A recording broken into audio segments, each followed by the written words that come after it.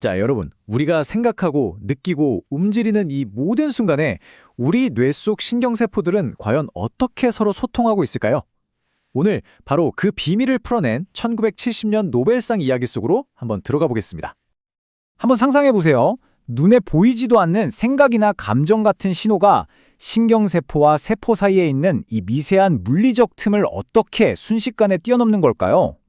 이 질문이야말로 수십 년 동안 과학자들의 머리를 아프게 했던 가장 큰 미스터리 중 하나였습니다. 그럼 이 거대한 과학적 미스터리가 대체 어디서부터 시작됐는지 그 이야기 속으로 한번 들어가 볼까요? 처음에는 말이죠, 과학자들이 아주 단순하게 생각했어요. 신경신호라는 게 마치 전선에 전기가 흐르듯이 그냥 직접 전달되는 거라고요. 꽤 직관적인 생각이죠. 그런데 알고 보니 완전히 달랐습니다. 실제로는 신경의 끝부분에서 아주 미세한 화학 물질을 뿌려서 신호를 전달한다는 게 밝혀졌어요. 그러니까 전기 스파크가 아니라 일종의 화학적 속삭임이었던 거죠.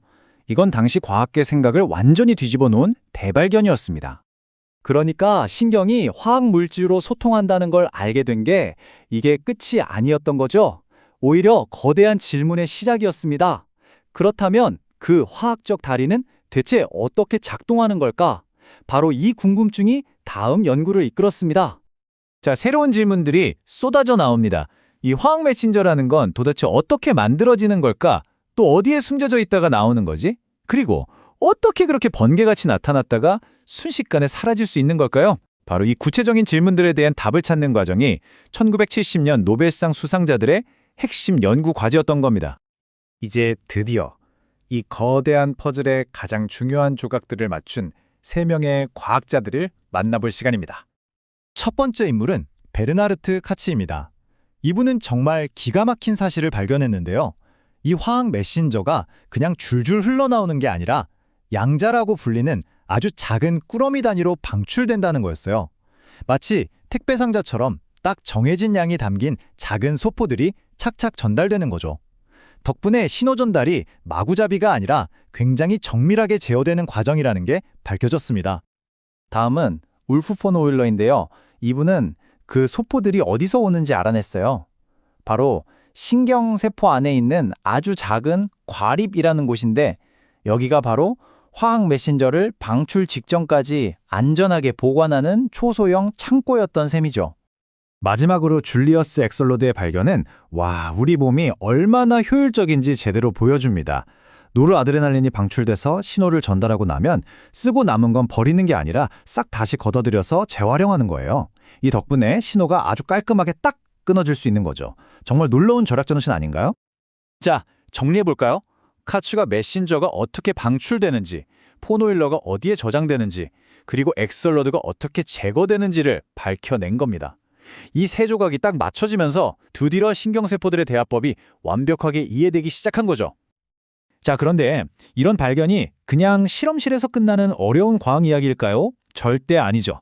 이 연구가 우리 실제 삶을 어떻게 송두리째 바꿔놓았는지 이제부터가 진짜 중요한 이야기입니다. 바로 이 신경전달 과정을 우리가 조절할 수 있게 되면서 고혈압, 파킨슨병, 그리고 수많은 우울증이나 불안장애 같은 이런 정신질환들을 치료할 수 있는 약들이 탄생하게 된 겁니다. 정말 엄청난 발전이었죠. 이것뿐만이 아니에요. 옛날 이야기 속에 나오는 마법의 버섯부터 우리가 아는 여러 약물까지, 이런 것들이 왜 우리 정신에 영향을 미치는지 그 원리도 밝혀진 거죠. 어떤 신비한 힘이 아니라 바로 이 뇌 속의 화학 신호 시스템을 교란시키는 거였습니다. 1970년 노벨상 시상식에서 이런 말이 나왔다고 해요. 우리의 정신과 심리 과정이 화학적 조작에 점점 더 많이 열리고 있다. 정말 그 당시에도 이 발견이 앞으로 가져올 엄청난 변화를 예견했던 거죠. 자, 그럼 이 모든 걸 종합했을 때 이 발견이 당시 과학자들에게 어떤 미래를 보여주었을까요? 마지막으로 그 원대한 비전을 한번 짚어보겠습니다. 가장 중요한 건 바로 이겁니다. 이 지식 덕분에 우리가 뇌와 정신의 문제를 더 이상 막연하게 추측하는 게 아니라 아주 구체적이고 합리적인 약물로 치료할 수 있는 길을 활짝 열었다는 거죠. 이건 정말 인류가 뇌를 이해하는 방식 자체를 바꿔버린 혁명이었습니다. 만약 1970년대에 이런 미래를 그렸다면 그 위대한 발견 위에 서 있는 지금의 우리는 과연 뇌과학의 미래를 통해 어떤 놀라운 가능성을 마주하게 될까요? 정말 많은 생각을 하게 하는 질문인 것 같습니다.